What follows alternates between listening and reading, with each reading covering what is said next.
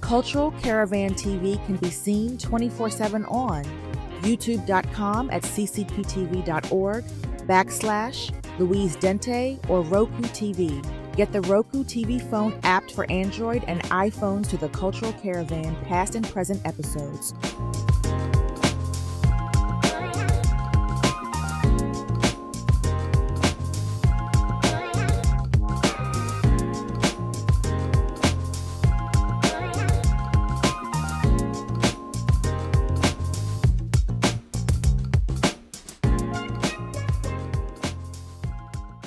Greetings. My name is Louise Dente, and I welcome you to yet another edition of Cultural Caravan.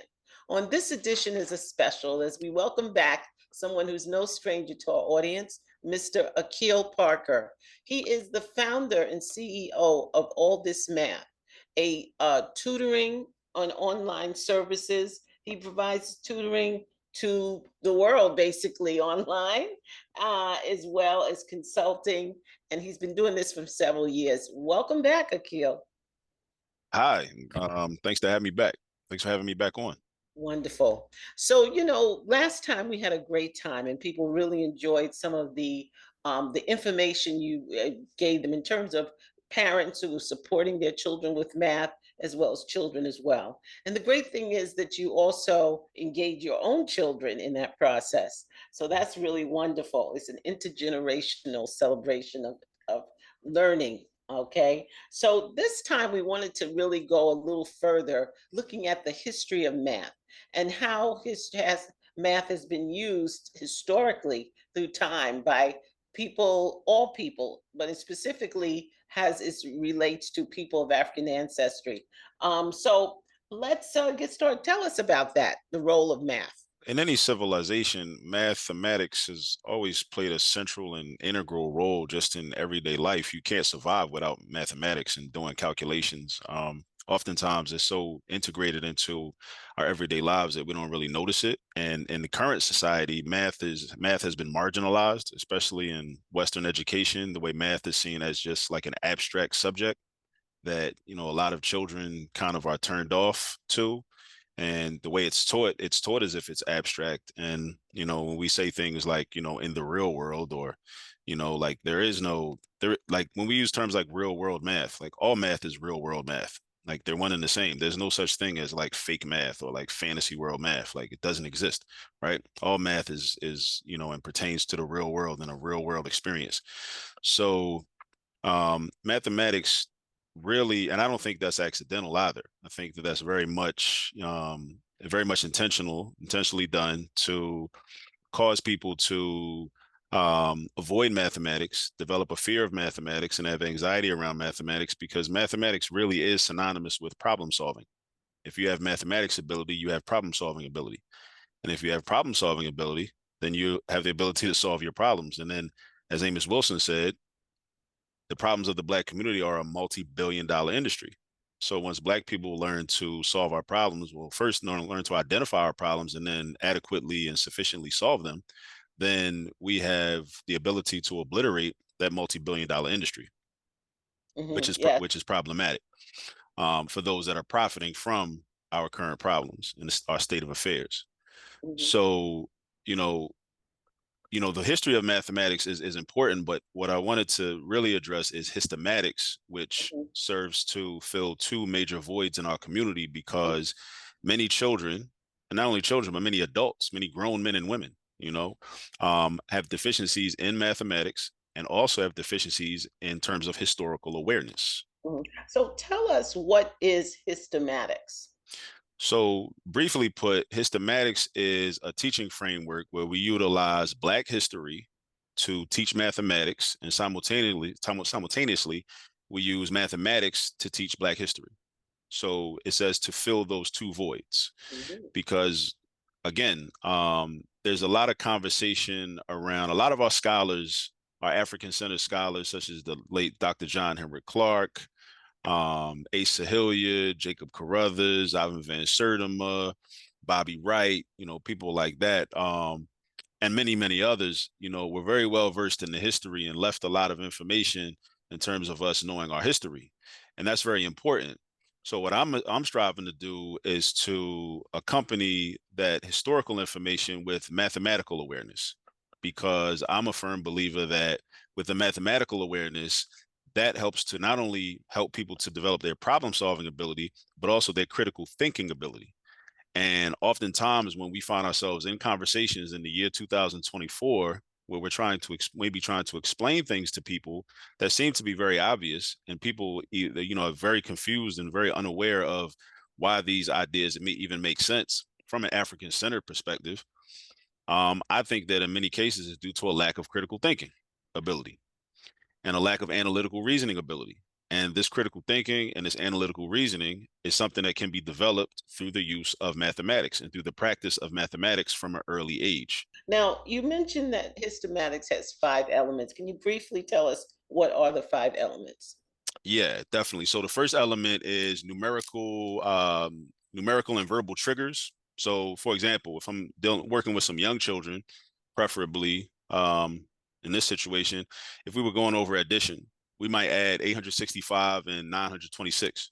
And the sum of 865 and 926 is 1,791. Now, why is that significant? Because the Haitian Revolution starts in the year 1791. So we intentionally do problems like that where we can then have a nice segue into a conversation about that historical event. That's a numerical trigger. And then the idea is that, whenever they see that number, 1,791, they're going to think about Dessalines. They're going to think about Cecil Fatiman. They're going to think about Henri Christophe. They're going to think about, Toussaint, all those people. They're going to think about the fact that these were Black people, African people, that defeated not only the French, not only Napoleon, but the British and the Spanish, right, and some American forces, I believe, if I'm not mistaken, right. And also verbal triggers, when we're reading, when we're exposed to different, terminology. A lot of times in, historical conversations or political science conversations around our condition, the term inflection point is used. And an inflection point, in a political science concept or historical context, an inflection point is when something changes, based on a historical event. But in pre-calculus or in algebra, an inflection point may be a point on a graph where the graph stops going up and starts going down. Or the graph stops going down and starts going up. That's considered an inflection point. So that's a way where we can take that terminology and use that as an entry point into a conversation about mathematics. So that's element one. Element two is just as African-centered word problems and applications. So where we take examples from our experience, our own experience, or examples from historical texts, maybe Walter Rodney's How Europe Underdeveloped Africa, maybe Carter G. Woodson's The Miseducation of the Negro, Asada, any books like that. And we come up with mathematical word problems based on the content in those books, right? So we use those books as math textbooks, right? So that would be element two. Element three is where we deal with math concepts as experiential models. So, that might be, dealing with happy numbers, right? Happy numbers, a lot of textbooks, may use the term friendly numbers or happy numbers. And those are numbers that end in zero. They're considered to be friendly and happy because when numbers end in zero, they're much more easily to do mental math with, much more easily to it's much more easy to compute, right?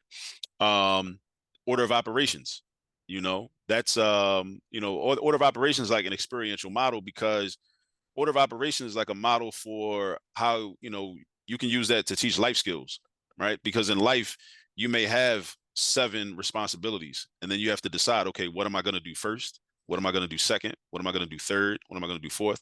Right? In order to be as efficient as you possibly can, right?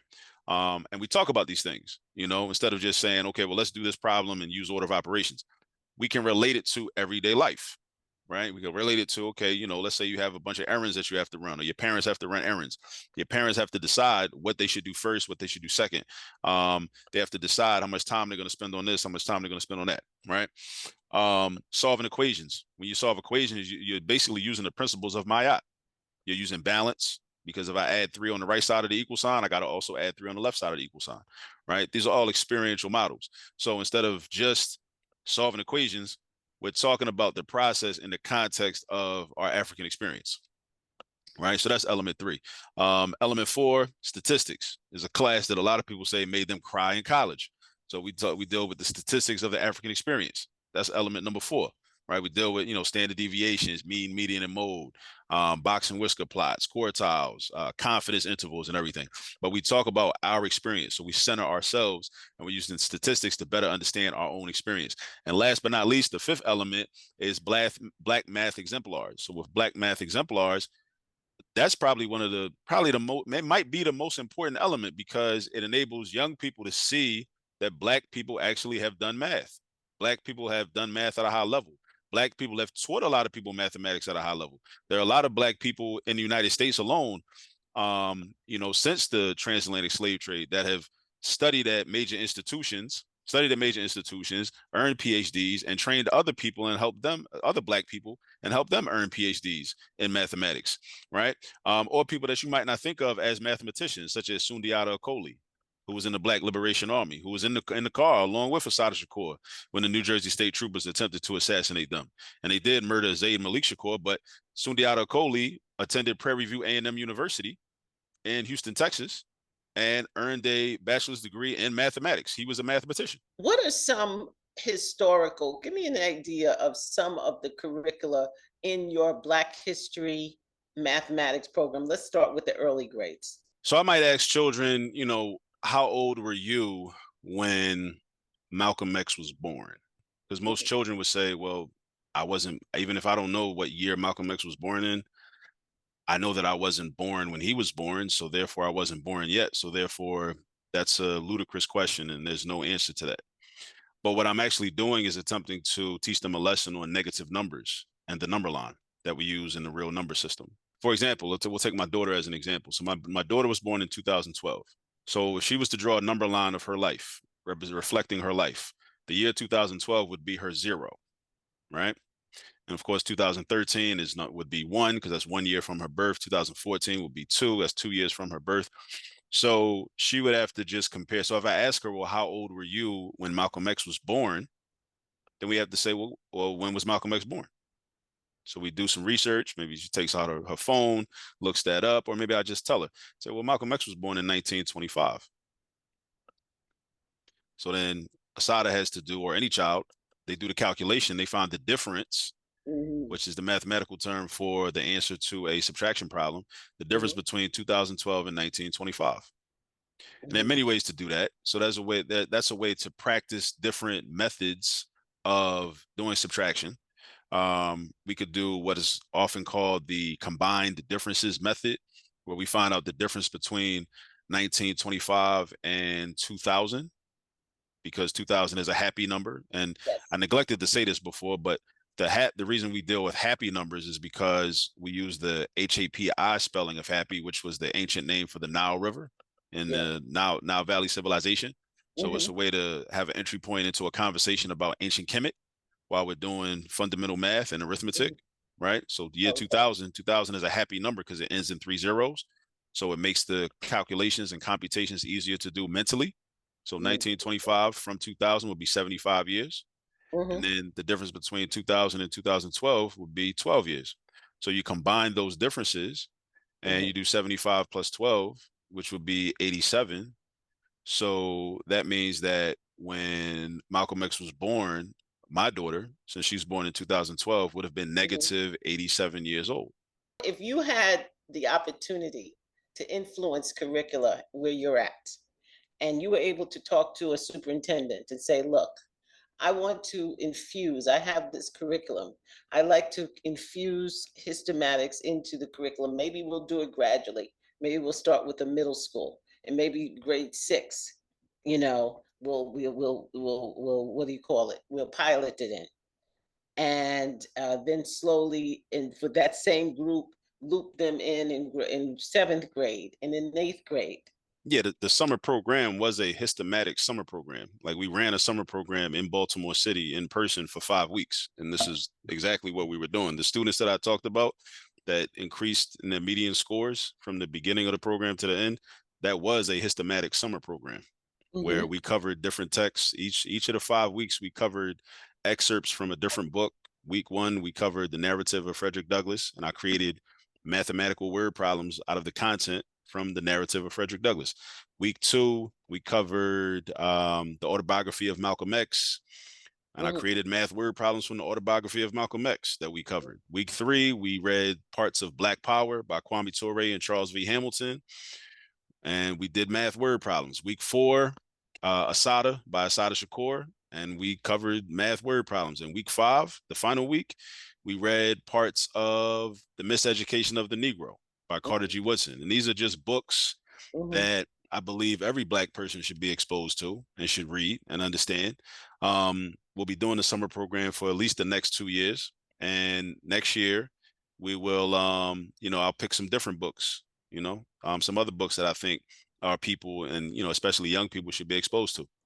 Good to know, because if I'm a superintendent and I'm considering this and I want to see and maybe to see what the potential of something like this is in the regular school, that might be something that a superintendent might want to consider.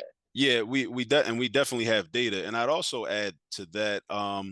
It's definitely something to consider, because one of the reasons that people are deficient in math, children are deficient in math, they're not able to. It's difficult for a lot of children to retain mathematical information, processes, steps, how to solve problems.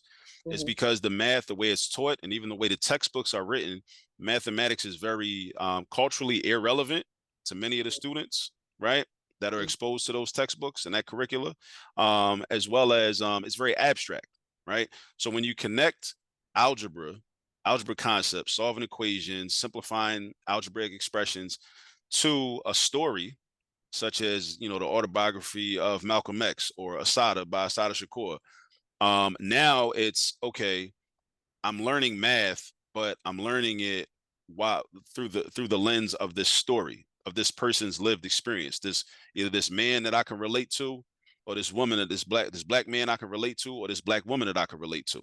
So yeah, I'm learning the algebra, but I'm learning it, in a more relaxed way. And it's not just a bunch of X's and Y's and plus signs and minus signs and just random numbers, which is typically how math is often taught, unfortunately.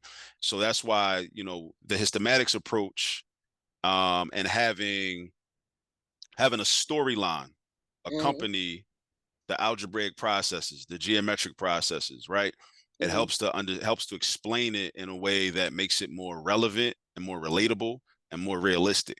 Talk to me about, when you talk about certain forms of math, people seem to think that, oh, math doesn't have anything to do with African people. What connection would you say algebra itself has to African history?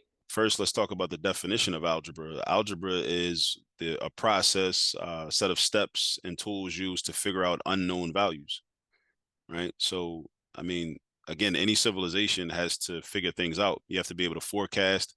I mean, if you think about, in ancient Kemet, people farming, agriculture, irrigation, water levels of the Nile River, you have to calculate things. I mean, even constructing pyramids, using the trigonometry, which is, algebra is a foundation of trigonometry and geometry as well. So you're figuring out numerical values. Anytime you're figuring out a numerical value, you're doing algebra. Even a child that's in kindergarten or pre-K, if you tell them, okay, 2 circles plus 2 circles equals how many circles, right? That's algebra. Oftentimes in kindergarten, it's not called that, but it is algebra, because you're figuring out an unknown value. Anytime you're figuring out an unknown value, you're doing algebra, you're practicing algebra, right? Now you wanted to know about a sample word problem. Yes. I think about one of Malcolm X's speeches where he talks about the cycle of poverty. And the cycle of poverty, a cycle is a circle. So I would teach circle geometry, from that. And you could go in a lot of directions with that. But I might be introducing the concept of how to find the area of a circle, which is the space inside of a circle. How many 1 foot by 1 foot or 1 inch by 1 inch squares or 1 centimeter by 1 centimeter squares can fit inside of a circle. That's what area is, right? Or the circumference of a circle. The circumference is the perimeter, the length around a circle. Imagine a pizza. What's the length around the pizza, around the edges of the pizza, right? That's the circumference, right? But I would talk about Malcolm X first. And again, this is how we connect a story or an ideology or information to the mathematics, so the mathematics becomes less abstract. Malcolm talked about the cycle of poverty. He talked about being born into a poor community. And if you're born into a poor community, then you end up attending a poor school with poorly trained teachers and a week curriculum. And then you matriculate through that school or that school system. And then as a result, you end up only qualifying for low paying jobs, low paying and menial jobs, right? And as a result, then you can only afford to live in the same community that you were born into, the same poor community you were born into, right? Exactly. So Mhm. that's the cycle of poverty that Malcolm X talked about. Okay. So, and that cycle is a circle. Hmm. So we can, I've done this before. I've drawn a circle on a dry erase board. I've had that conversation. I've echoed the words of the late Omowale Malcolm X. Hmm. And to get the students to think about that and to understand, some of his political ideology, because many people don't really know anything about Malcolm X. They know his name, right? They might have seen the movie, but even watching the movie is not really going to teach you about Malcolm X. They haven't listened to his speeches or read his speeches or read, a lot of the biographical information about him. That's another thing we have to do a better job as a community of is really exposing our people to these people whose names we drop all the time, right? And this is one of the things I attempt to do in my YouTube channel, which is talk about these people in the beginning of the video content, Exactly. so young people will actually know who these people were and it won't just be names, right? People Exactly. often complain. All my life people have been complaining about in Black History Month we only learn about the same people, and I would argue like you hear about Dr. King every year, but you don't know anything about Dr. King because you haven't read any of the books that he wrote. You haven't Exactly. listened to his speeches. You haven't studied them, right? You hear about Rosa Parks, you hear about Harriet Tubman, but you haven't studied those people. Then it's on you to leverage that and go actually study those people and go learn about those people, right? Exactly. So, talk about Malcolm X, talk about the cycle of poverty, have the circle drawn on the board, and then from there we can go and we can talk about, well, what's the circumference of that circle, right? The formula. What's the formula for circumference of a circle? C equals 2 pi r, or C equals pi times the diameter. What does R stand for? Radius. What does that mean? What does D stand for? Diameter. What does that mean? What does Hmm. it mean to be diametrically opposed? Two groups are diametrically opposed. Back to the Haitian Revolution. You got Dessalines and the Haitians. You got Napoleon Bonaparte and the French. They're diametrically opposed. The Exactly. French want the Haitians, want the Africans in Haiti to be slaves. Dessalines like, no, we want to be free. We're diametrically opposed. So we're talking about diameter. The diameter is the length across a circle from Hmm. one edge to the other through the center, right? It's the longest chord. That's another piece of math terminology, a chord, right? So we're diametrically opposed. So again, that goes back to element one of hystematics, numerical and verbal triggers. So when you hear somebody talking, they're talking about diametrical opposition, diametrically opposed. Oh, that's geometry. That's geometry, right? So that's what we're Yes. doing. We're really talking about geometry, right? So what you do strategically, and I think that's just the thing that fascinates me, is that you actually interweave the math content, the history, all in the thing. Now, so if I'm a teacher, and not all teachers are history based, have the history. So I'm assuming if you were providing this, you'd have to actually consider either working with the teachers to create a lesson plan or actually create lesson plans that you would give to as part of your curricula. I don't know if you want to do that, but there's some people who do it. But it's a very wonderful way to infuse our children. We infuse the content, infuse math, infuse the history together. Tell us a little bit about what you're doing, how people can contact you if they're interested in what you're doing.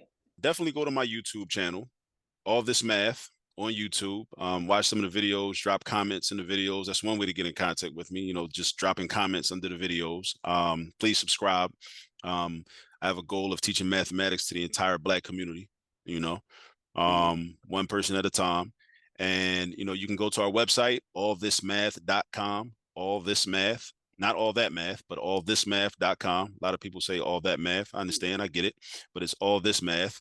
If you type in all that math, you won't find my website. You might find somebody else's. I don't know.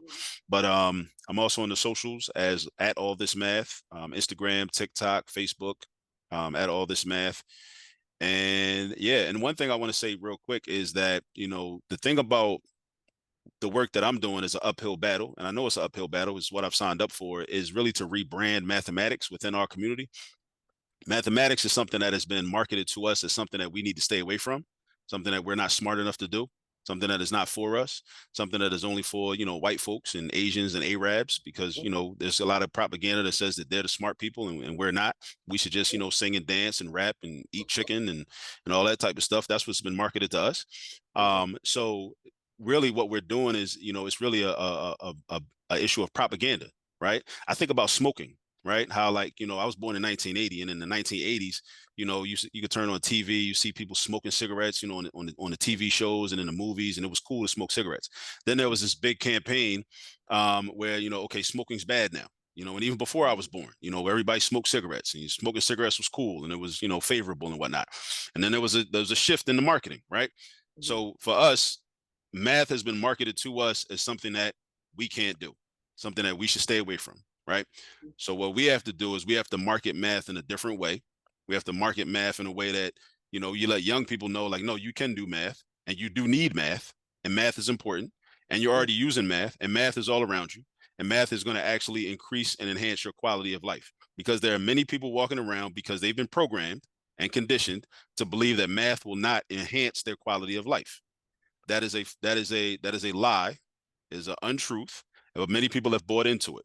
So what we have to do, those of us that care about our not only our survival but our ability to thrive, is to change the narrative around how we view mathematics. And we have to, and those of us that are adults that have been so deeply indoctrinated that math is not something that we need, we have to essentially grow up, get over ourselves, and get over our fear of mathematics, right? And change how we engage with mathematics for the benefit of our children and our grandchildren, our nieces and our nephews, and future generations yet to have been born. That is what we have to do. That is mandatory. There's no other option. I want to thank you so much for joining us, and certainly giving us food for thought, and look forward to doing some things with you again. And certainly want to thank you for your time, and thank you for joining us. Well, I hope you've enjoyed this broadcast, and we continue to encourage you to tune in, to write, and to tell a friend. And please visit our website at www.ccptv.org. But until next time, Louise Dente saying thank you.